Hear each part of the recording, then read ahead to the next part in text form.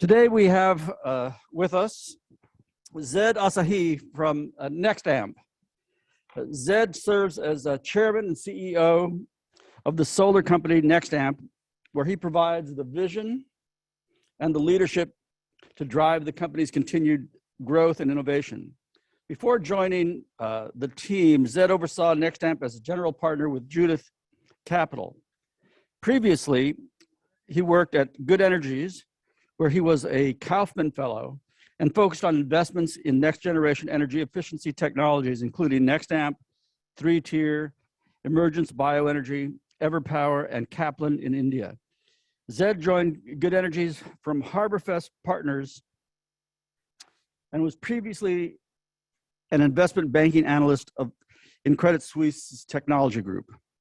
He holds an MBA from Harvard Business School and an MPA from the JFK School of Government at Harvard. At Harvard, he was selected as a Zuckerman Fellow, and he has an AB in International Relations and Economics with honors and Phi Beta Kappa from Brown University. In addition, Zaid serves as a board chair at the nonprofit advocacy group Vote Solar, as well as serving as the lead equity and access advisory committee for Vote Solar. So with that, I want to turn it over to you, Zaid, and look forward to this. Great. Can you hear me, Professor Torres? Great. No, thank you, Professor Torres, and thank you, everyone, for taking this time for this discussion. I'm going to try to make this as interactive as possible on a Zoom session. So my goal was really not to lecture for 40 minutes and then just do a structured Q&A. I'd love to sort of sprinkle Q&A throughout this presentation.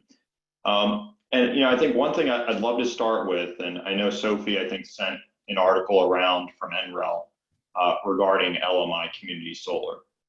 And I think one question I'd love to start sort of us engaged in and sort of start having the discussion is, why does LMI solar matter, right? Why does LMI community solar matter? So maybe just take a minute to think about that, and I'd be curious to start, getting thoughts in the chat, given we're in a Zoom format, and I'd be curious to sort of hear your reactions to that. And I see if some people have not read the article, which is absolutely fine.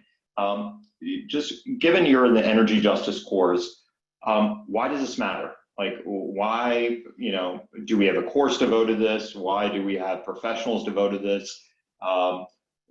Why is it something that we should be committing energy, effort, and will to thinking about?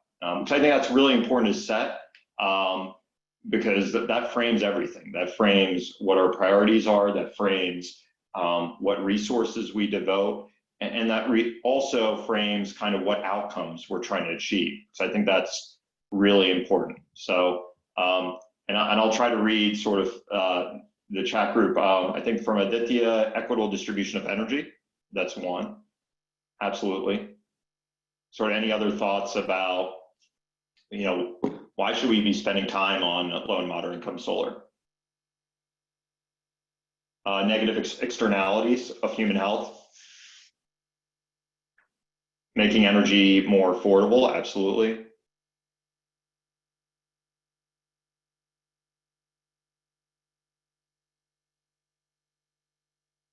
Maybe we'll start with that. So, and please feel free to dump comments on it. Stylistically, I wanted this to be as useful to you all as possible and make this a dialogue.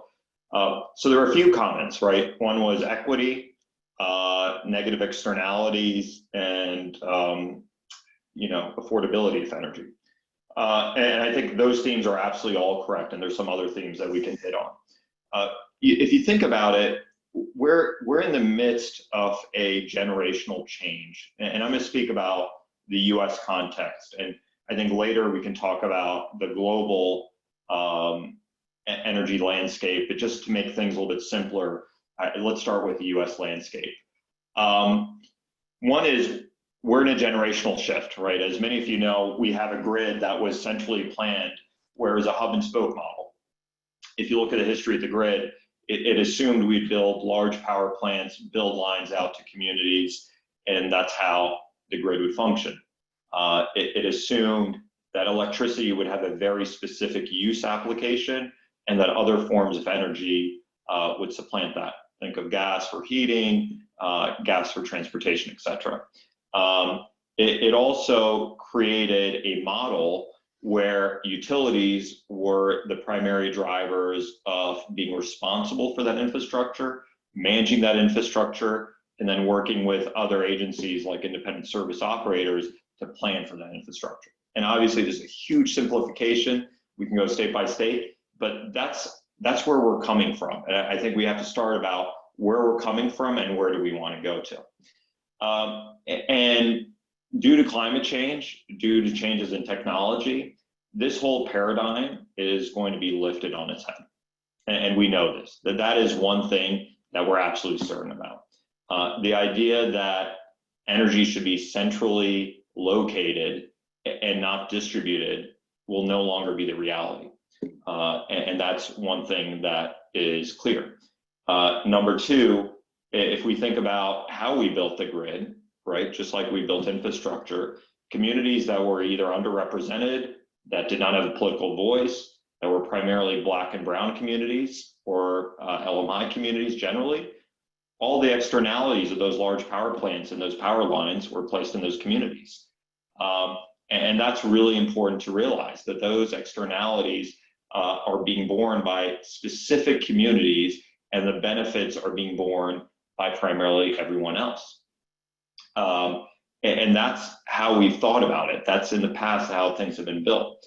And then the other thing to realize is who benefits from this, right? Just outside of cheap, reliable energy in the US, which the grid generally does a pretty good job of in the US, who are the primary beneficiaries of it?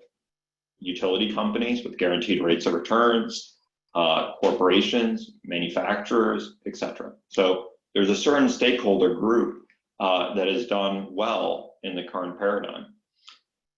But as we know, as I mentioned, generationally, we are going to change. The climate crisis, we're in the throes of the climate crisis where this is no longer sustainable. And it's not only not sustainable for communities that are bearing the day-to-day externalities, those externalities are being felt by all communities to some degree. Farming has changed. The disease epidemiology is changing. Climate models, in fact, impacting other industries. I mean, here I'm based in Massachusetts. We had a vibrant ski tourism industry. That industry will probably in the next 10 years no longer exist by and large. And that externalities, that feeling of those externalities has changed the whole urgency of how we think about the grid. The biggest challenge that we have now in front of us, and I think it's so important, I'm so glad that you all as students are talking about this industry, this specific issue, is now that we're going to remake the grid, how do we do it better? And better meaning, and I put in apostrophes, in a more equitable fashion where the economic and social benefits are evenly shared. And for me, that is really the problem statement. That is the opportunity that we have in front of us. That opportunity by no means is easy, because in the energy world, we have large vested interests that will want to see the grid remade in certain ways. They are on board generally with a carbon-free future. Maybe further out than we like, but generally they are. But who the beneficiaries are and how those benefits are allocated is the big debate that this generation is going to have to deal with. And I think it's absolutely one of the most pressing issues as Americans we're going to face. And add to the complexity of this backdrop as we think about that we are in a society for the last 2 decades where income inequality in the US is increasing. And unfortunately, and we could talk separately about this, given the state of our political system where money plays a large role, we don't see that abating anytime soon. So we have this back trend where income inequality and power political power is being separated. And then we're going to have a massive new remaking of the grid. And that's why I think it's so important to think about sort of what these outcomes are. And, I'd love to talk a little bit about these outcomes, about what are we trying to do? What are we trying to achieve? First and foremost, I think externalities. And I think one of the first comments in this chat window was about externalities. And externalities for us is not just CO2, but particulate emissions, et cetera. So our company, as Professor Torres mentioned, we're based in Boston. Boston, for many of you familiar with it, we have communities that are in the throes of highways and large infrastructure. Asthma rates for children are much higher than the rest of the city. So we actually even have issues related to health that are even different than just from climate change. Those externalities can be unwound when we go to a cleaner grid. And I think that's first and foremost a really critical thing to think about. And then number two, it's, how do we increase energy access? And what do we mean by that? Because the US grid is by and large fairly built out, fairly mature, fairly reliable generally in most areas. When we start thinking about that reliability, is that enough? So, if you asked a homeowner 30 years ago what the role of electricity in their lives is versus a homeowner 10 years from now, the answer is going to be very different. Electricity is going to dictate your ability to drive to work. It's going to dictate your ability to charge your smartphone, to virtually connect to work, et cetera. So if we think about it, that role of losing electricity is so much more impactful in 10 years or even now than it was 30 years ago. And if you don't have access to electricity that is clean, that's reliable, it only exacerbates income inequalities. I think that's something that we as policymakers and as entrepreneurs have to be very cognizant of.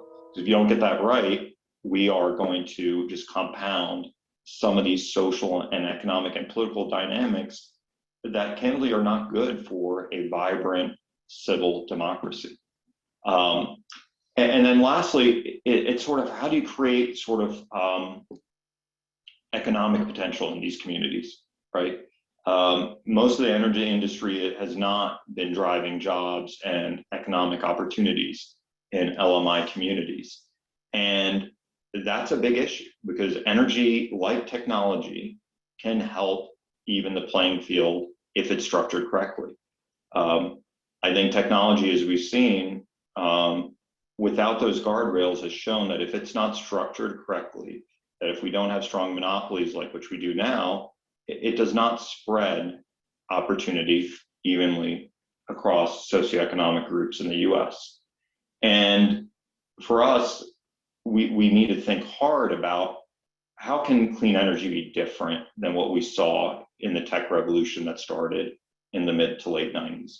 So if we repeat the same things where highly skilled college graduates like yourselves and others who probably have opportunities that others don't to some regards can enter and innovate in a clean energy universe, there's additional barriers that are being created. There's additional people being left behind. And that is not only negative from an income inequality standpoint, it's also negative because you're not building a broad coalition to address this existential climate crisis that we're all facing. And for me, that's kind of what's at stake. Now, there's positive threads in the story if you look at the NREL document and others, and there's some concerning trends. If we look at most of solar deployment done in the last 10 to 15 years, a large portion of that has been residential solar. And as we've thought about residential solar as an industry, many of the players have focused on high energy users with high FICO scores that can afford to pay for their solar systems over time or pay through all cash with their systems. And a lot of our state and federal incentives have been used to deploy that. Now, the positive thing is we've driven down technologies, cost of technology in solar dramatically. But the negative is who's enjoying the benefits of solar? Who is reducing their energy costs? Who is potentially getting off the grid? It's not the consumers that need it most. It is primarily high net worth consumers. And for us, that's where the central issue is. And the NREL article, I think, does a good job of talking about the challenges, really. And you know, we still are working on the answers. I mean, the answers are not completely clear. One thing in Nexamp that we've been very proud about doing is community solar. And I think for folks who are familiar with it, community solar allows you to detach the benefits of solar energy from installing solar on the roof. And that allows providers to build larger power plants at cheaper costs with some scale, but also distribute those benefits to homeowners. And the exciting thing about states like Massachusetts, New York, Illinois, Minnesota, Colorado, is those policymakers have really put an emphasis on how do you accrue those benefits to LMI customers, and making sure there's programmatic design to ensure that happens. Now, it's not been easy, as you can imagine. The great thing about community solar and LMI community solar, you don't need to own your home. You don't need to have a roof that is irradiance. You can be a renter, obviously, and you can move without any penalty costs. But the challenge is also then financing, right? One of the biggest challenges we had when I joined Nexamp was, how do we finance this? How do we, when we're building power plants that are tens of millions of dollars, go to a bank and say majority of the users are LMI customers? And how do you sort of make that business case? And for us, you know, that business case took a while.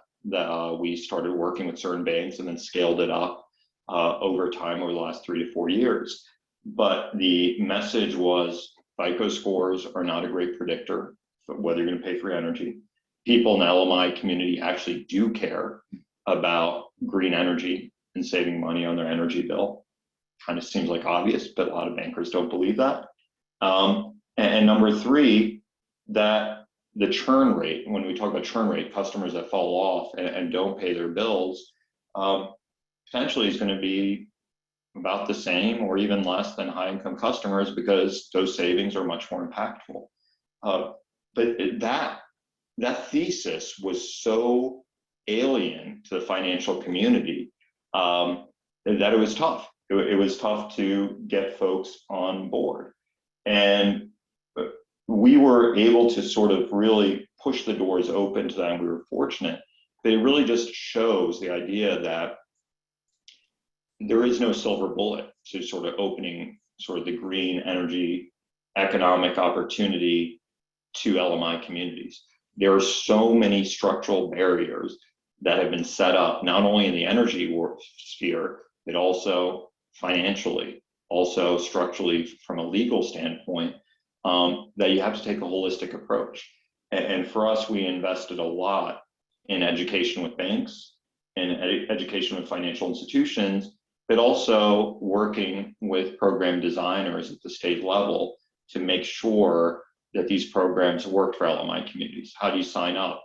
Customer Bill of Rights, making sure those benefits are understood and fairly targeted towards those consumers, making sure that private companies are not misusing their products or misleading those consumers, because I think that's really critical. And so it takes this partnership between the financial side, between the public sector, and between the entrepreneurial sector to get it right. And as you can imagine, that is not easy. Part of it happens by luck sometimes.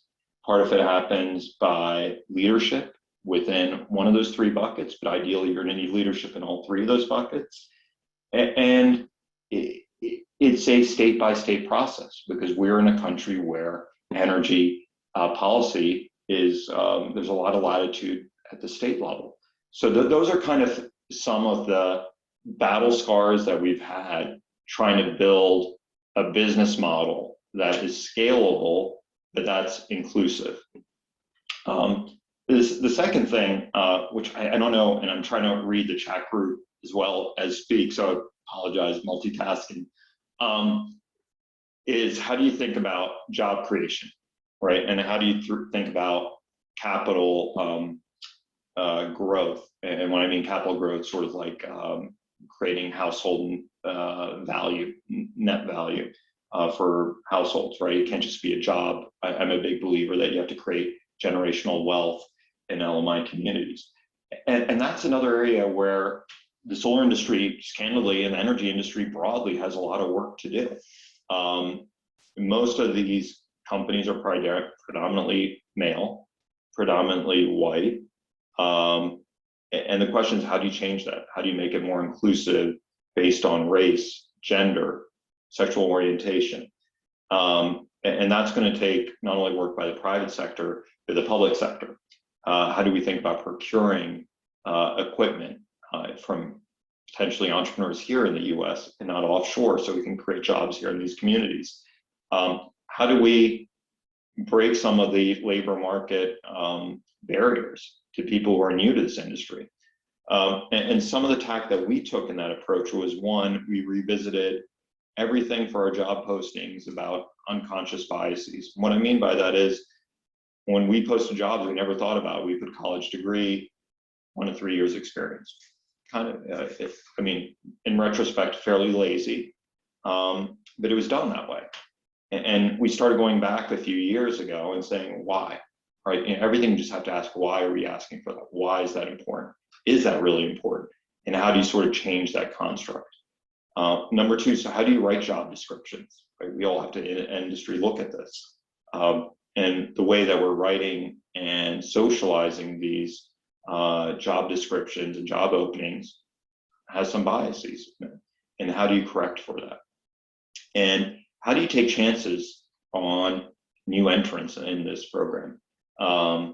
That's one thing that we've tried to invest more in, you know, allocating more budget for people who have non-traditional backgrounds from underrepresented communities, because it's really critical that the clean energy workforce mirrors our communities. If it doesn't, that is super problematic. So for us, we started a program called Project Sunrise, where we rotate people for 2 years throughout the company. And the idea is, if they want to stay with the Nexamp after 2 years, that's great. If they want to go to another clean energy company, we view that as a success as well. But we need more growth companies to have that mindset.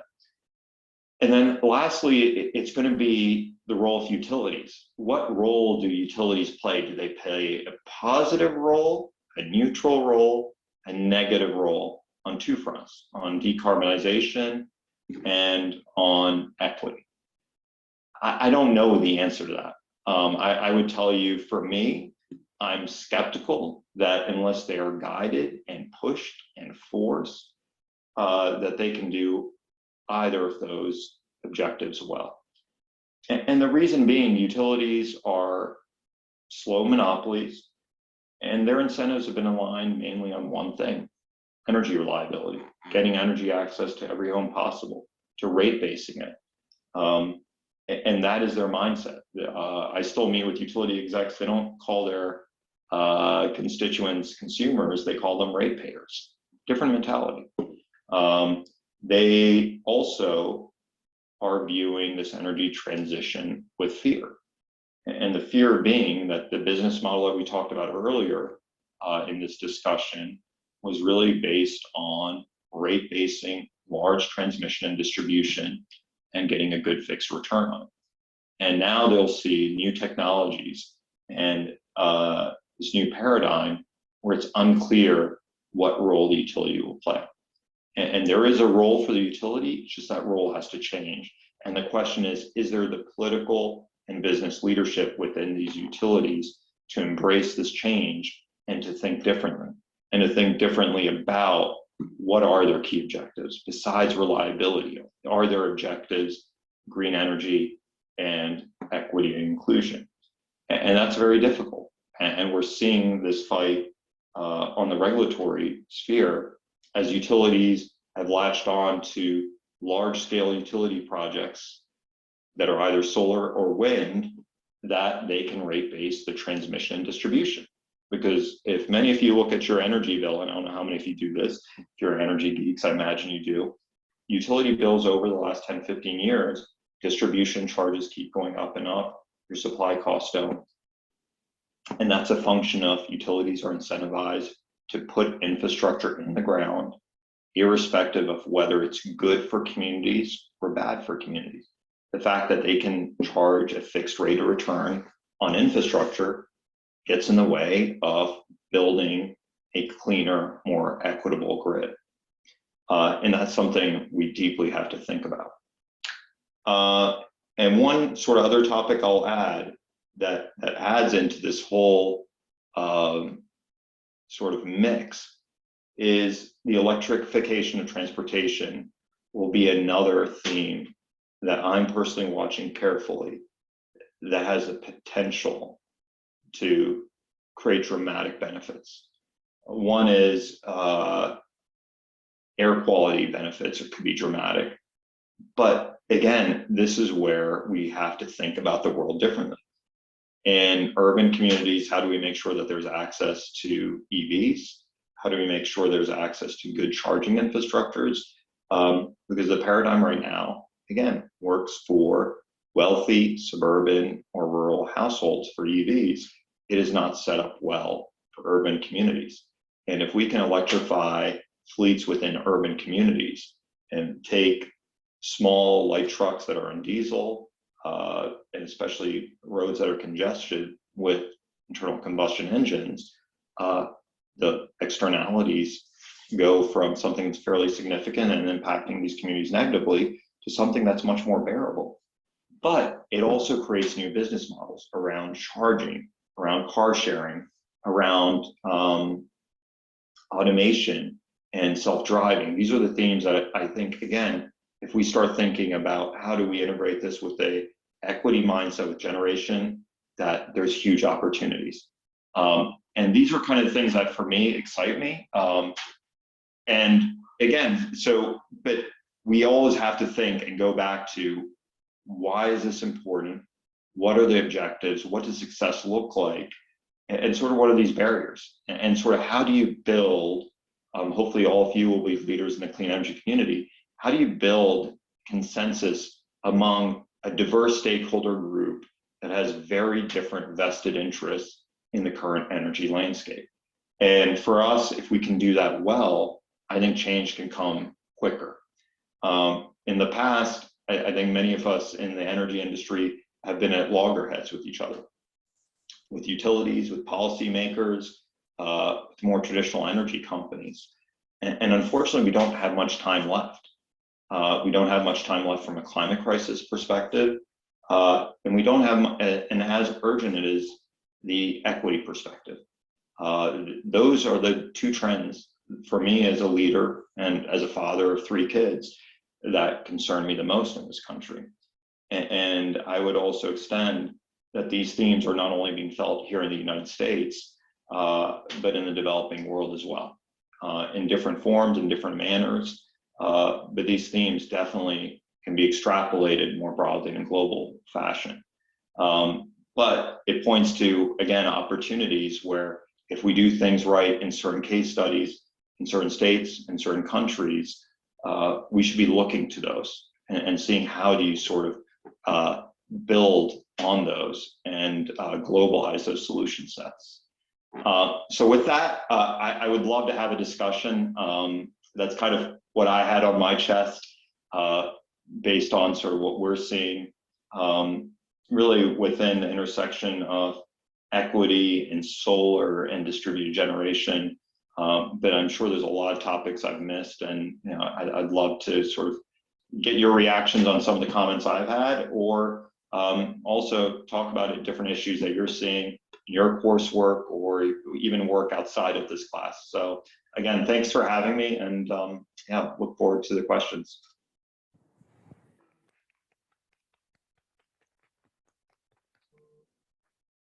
Wonderful, thanks so much. Well, it's on. Yeah. My mic's on. So why don't we begin? Does anyone have any reactions and questions among this group they'd like to say? And while you're thinking about that, Gerald has a question. We're going to start off. I was just wondering whether the bankruptcies of the utility companies in California create a space to rethink the incentive structure to get them out of the place they're in and to build out to more distributed energy alternatives in California. I would be hopeful for it, but I'm not optimistic.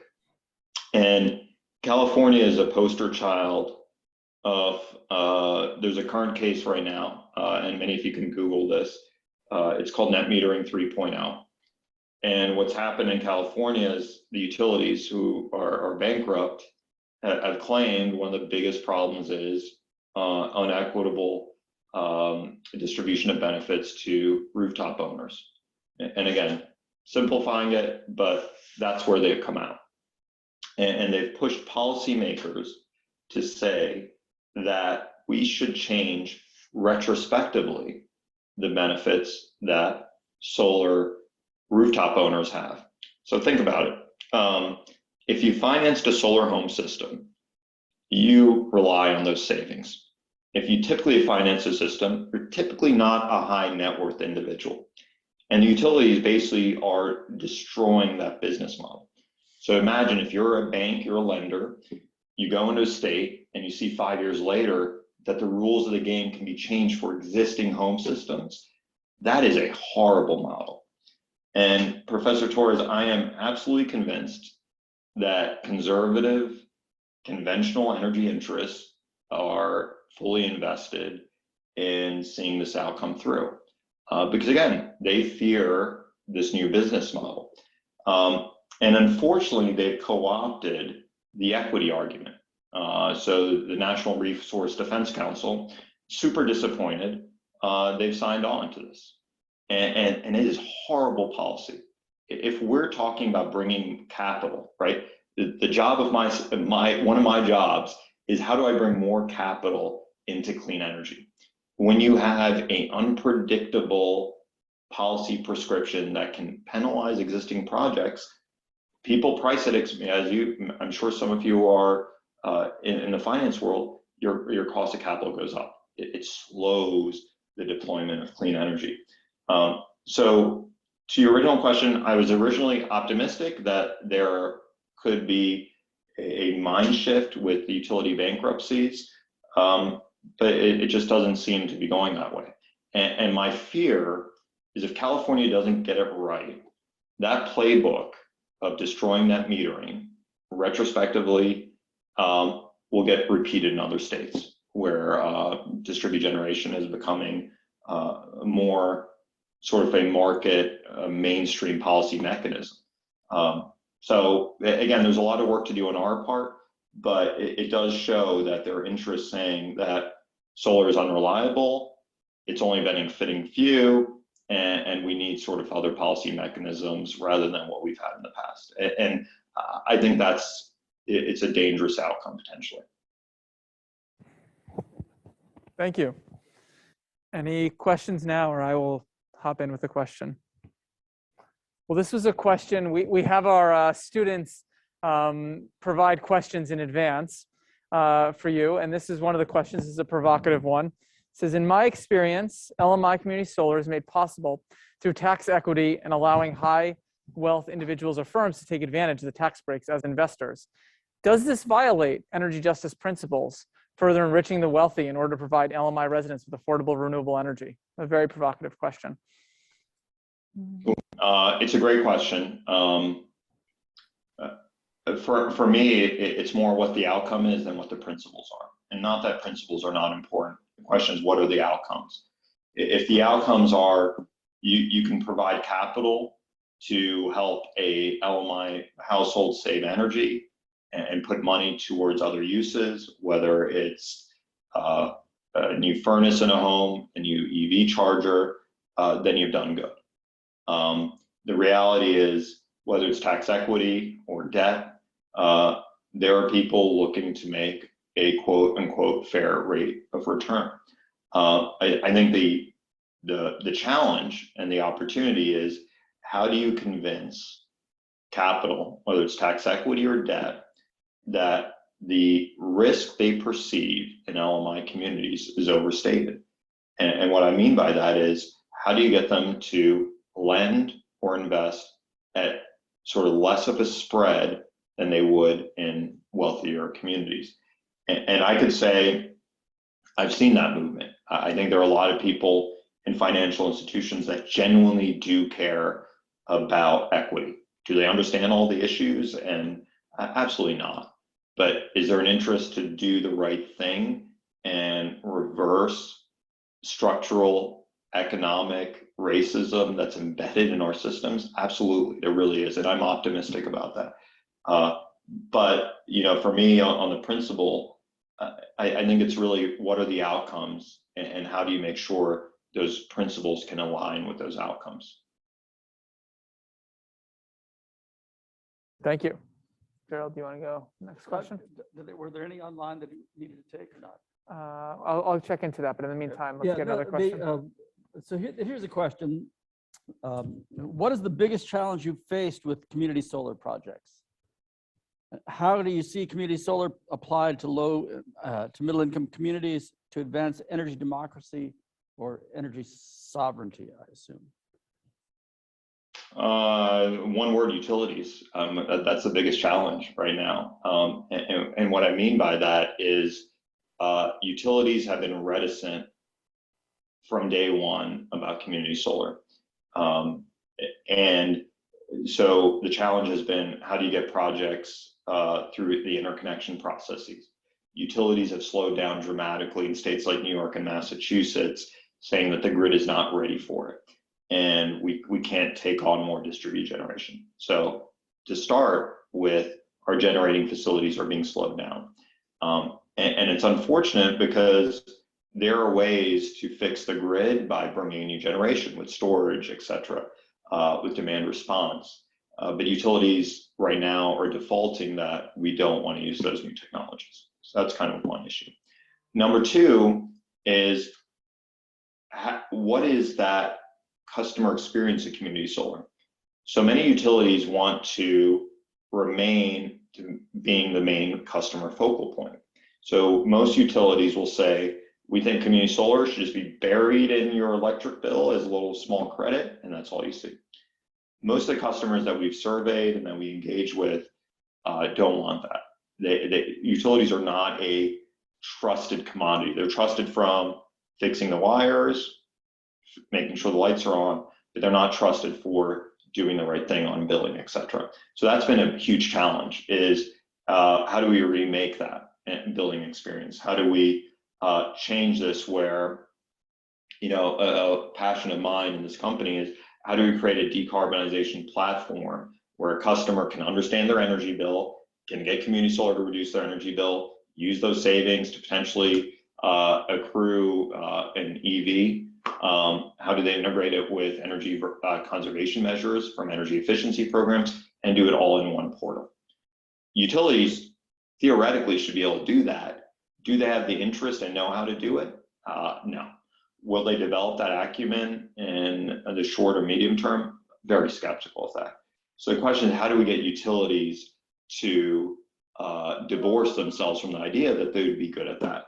And the main area where I think we've started getting success is, if we can show utilities that if we do this well, and there's a high customer satisfaction with this, that this will drive more electrification. And that's the important thing. As long as we can drive more electrification, this also can help the utilities, because they're under a lot of pressure, right? I mean, towns like my town here, right outside Boston, we're talking about ordinances about shutting down new natural gas connections for new homes or major renovations. And this is happening throughout much of the country in the Northeast, or in the blue states at this point. And the utilities are scrambling for this. Some utilities here are gas and electric. So I think it's, how do we show the utilities we can help? And there's it's gotten better over the last couple of years, but it's really on how do we connect more projects, and then how do we make sure this customer experience is positive. Great answer, thanks. I want to follow on that, and I was wondering whether you had any examples of more forward-looking utilities or positive case studies where utilities did see it in their interest or could see it in their interest enough to make some change. Do you have any examples in mind? Yeah, absolutely. We have a project out in Illinois with ComEd. The idea of the project was it's located in an environmental justice district in Rockford, Illinois, and we wanted those community solar benefits to really primarily just accrue to LMI customers. So we worked with the utility to create a program called Solar for All. The utility is in a unique position where they can, in advance, really identify LMI customers. As you can imagine, customer acquisition for LMI customers is tricky for a private company. Changing addresses quite a bit, not necessarily consistent internet connectivity, skepticism of new energy deals, rightfully so. So we worked with the utility in Illinois, and were able to construct a project that created jobs and benefits there during the installation process, but then also made sure that those benefits accrued within that community. So again, it was a positive outcome, and you know, we're hoping there can be sort of more program designs such as that.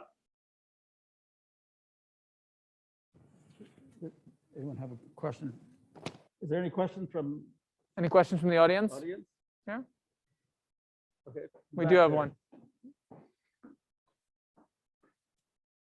This is great, by the way. I mean, one of the things that it makes me think of course, is the spread of telephones, right? When people realized you didn't need to build out, wire everything with cellular service, and then its adoption by banking, especially in Africa. Yeah. So, I mean, there are models out there, right? Anyway, question. Hey, my name is Noah. I'm curious, obviously you've been working in the solar space for a while, but just thinking about the whole landscape of new technologies and business models that are emerging in the energy transition, how important or significant you think the role is specifically for solar or for community solar for advancing kind of the goals we've been talking about for energy justice? Yeah, so obviously I'm biased, so I'll put a little big disclaimer on anything I say regarding solar, but trying to remove myself as much as possible. I think solar within the equity lens has several inherent advantages. One is we can get energy deployed much faster than wind, for example. Large scale wind is a massive undertaking. It's an undertaking that requires distribution investment. Offshore wind requires heavy infrastructure investment that we're seeing here in the Northeast. So I think it's hard really to create a inclusive, equitable outcome in that value chain. Not impossible. I think there's work that policymakers are trying to do, but it's difficult. The great thing about solar is the applications are so different, right? In terms of size, in terms of pairing with storage, in terms of setup behind the grid, front of the meter. And I think coupling it with not only storage, demand response, and others, it just allows you to have a wide set of solutions which you can craft in an equitable manner. So for me, from a technology standpoint, I think it's much easier and much more impactful at this point. Great. We do have a question here in the chat. This is a question that says, how do you see the demand reduction needs as related to expanding solar and beneficial electrification? So how do you see these demand reduction needs? And secondly, could you touch upon the combined upgrades for LMI, such as improved thermal resilience, solar heat pump combinations? So it's both how do you see these demand reduction needs, and what do you think about these combined upgrades as we think about electrification moving forward? Yeah, no, it's so a lot of LMI homes that are installing solar are in need of, what we call energy conservation measures, windows, building envelope issues, electrical upgrades, so that they can install solar on the roof, roofing upgrades as well. There are a few business models that are really focused on doing this well. One is a company called PosiGen that is based in New Orleans. I have a deep respect for what they've done. They're in, I believe, 3 to 4 states right now, and they've created sort of modular solar systems to drive down the cost, but also paired it with energy efficiency. Electrifying, using high performance heat pumps, insulation, rewiring homes. So I think there is a huge market opportunity for that. It's sort of, how do you sort of standardize the offering so you can drive down the truck roll costs? And then how do you sort of craft the offering for an LMI household? And there's 2 challenges with that. One is you have to do it in a way that there isn't an out-of-pocket expense for them. And number 2, if they're a renter, how do you convince their landlords to invest in that? And there's a lot of benefits. When you talk to landlords, charging stations, better air quality, etc. But it's difficult, and there's a few companies looking at that. But I do agree with this question that you sort of, from that household standpoint, it can't just be only solar that you're thinking about. It's how do you sort of think about a broad array of solution sets. And one thing I would add that I don't think was mentioned in that question is also storage. If you're in a coastal community, how do you create resilience? I hate the word resilience because it's almost like we have to accept that we're doomed to some of the worst impacts of climate crisis, but it's a reality we're gonna have to face in some communities. And it's not for me waving a white flag, because I think resilience sometimes is used to almost say, hey, we'll build seawalls and we'll be all good. But storage is another big component of it, especially in some of these coastal communities that have a lot of poor infrastructure that's been installed and makes them more vulnerable. I want to briefly mention PosiGen's very active in Connecticut. They do quite a lot here. Yeah. What's interesting to me, I mean, just as an aside, a lot of my friends in Texas are installing generators, which is like not the way we want to go, right? But it's like it's a lack of faith in the capacity of the centralized energy system to continue to work, which is scary, I think, on some level. Anyway, we have a question here. The small scale community oriented energy programs currently being implemented have their roots in the 1970s and the energy crisis. The problem with these types of programs confronted then was often of scalability, how to make them popular beyond certain pockets of scattered interest. In addition, once oil prices dropped, it became clear that people didn't have as much interest in locally controlled energy systems under non-crisis prices. How are these 2 issues of scalability and of structural incentives being handled today? Is the carrot of direct incentivization sufficient to achieve the necessary scale of PV adoption? It's a great question. I haven't been a grad student for a while, so the 70s program constructs, I'll have to dig back some of my memory from my energy policy classes. But I'll focus on the scalability portion of that question. It's a huge issue. Scalability is done well when you have great coordination between the federal government and states. One thing you will notice right now in the Department of Energy, which typically is not super aggressive on community solar, has really focused quite heavily on this and pushing and aiding states to really think about community solar. So that's a very positive trend. There's leadership for like Zaid Ashai, who was an entrepreneur like myself, who is leading that effort under Secretary Granholm, which is very unusual. You just don't typically see that at the DOE. So I think the scalability issue is getting addressed. The crisis prices versus the non-crisis pricing, I think as businesses, my goal is to make all thermal generation unprofitable and beat them in cost and reliability and quality. That's what our goal should be. It's not like the 70s where we have technologies that are in orders of magnitude more expensive than. We have pushed the cost curve down. I'm a big believer that if the tax incentives were extended in the Build Back Better bill, which doesn't exist anymore, but assuming there's some climate bill, that it can almost be game over for thermal generation. I think the administration knows that. I think parts of the other side of the aisle know that, but I do believe sort of the extension of the tax credits can do that. Now, I think there was an earlier question, is it equitable, is it just? There are strong concerns, and there are absolutely valid concerns with how tax credit markets are set up. The issue is, I'm not sure we can wait for 10 to 15 years to create something better. And I am confident we'll come up with something better, but for me, being in the space, we have to sort of use the policy tools that we can get passed through. So I'm confident that on pricing, solar will continue to go down that cost curve and continue to make thermal generation unprofitable.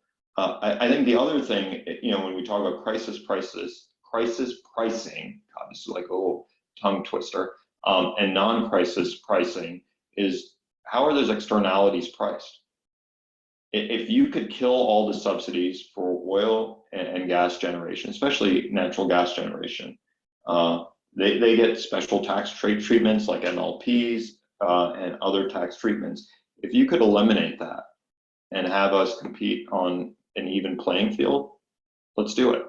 But right now the government hasn't shown the willingness to do that. So in lieu of that, I'm confident in pricing that this won't be this false choice of, we have to accept a grid that's going to deliver green energy that's be so much more expensive and less reliable. I think the other side keeps framing it that way, but I'm confident with technologies, the new business models, with integration of storage, solar and wind, and demand response, it's a false choice. We're at time now. Do you want to quickly ask your question? Yeah. Hi, thanks. Yeah, I had a question kind of around equity related to like planning and siting of community solar. So I was wondering, sort of in your experience, do you think that we're working with, like you were saying, with coalitions of diverse groups, is there a lot that can be done sort of on that local level around local ordinances to support more equitable community solar? Does advocacy on that scale generate a lot of success, or is it more of like a regional state level issue working around actually getting these built and incentivized as well, I guess? It's a really hard issue. And I'll start with the first issue. Land ownership is one of the drivers of where you place solar projects, right? The most cost efficient solar projects are ground mount projects. Land ownership, I'm a big believer that this nation is a complicated experiment, but structurally our institutions embed racism from our nation's founding. I know a lot of companies won't say that completely. I'm a firm believer in that. And when we think about sort of equitable siting, most of these landowners have generational wealth. And that's, these landowners are accruing basically almost lifetime annuities with these solar projects there. That being said, I do think there are ways around that with community solar projects that are in more urban areas using rooftops, community solar projects that are committed to local labor and working through that in the process. And then community solar projects that are talking about accruing benefits in those exact surrounding communities and making sure it's done in an inclusive manner. I wish I could say that there was like some really amazing policy prescription that could solve it, but there's so much structural barriers with how a project's sited, who owns the land, who gets the benefit from it, that it's a challenge. Great. Great, thank you. Thank you so much. That was, I want to, before we, I think we should, you deserve a round of applause, but I thought this was a very insightful discussion. And I really want to thank you for your contribution today. No, thank you. Thank you for having me. I really enjoyed it. Wonderful. Thank you. Thank you.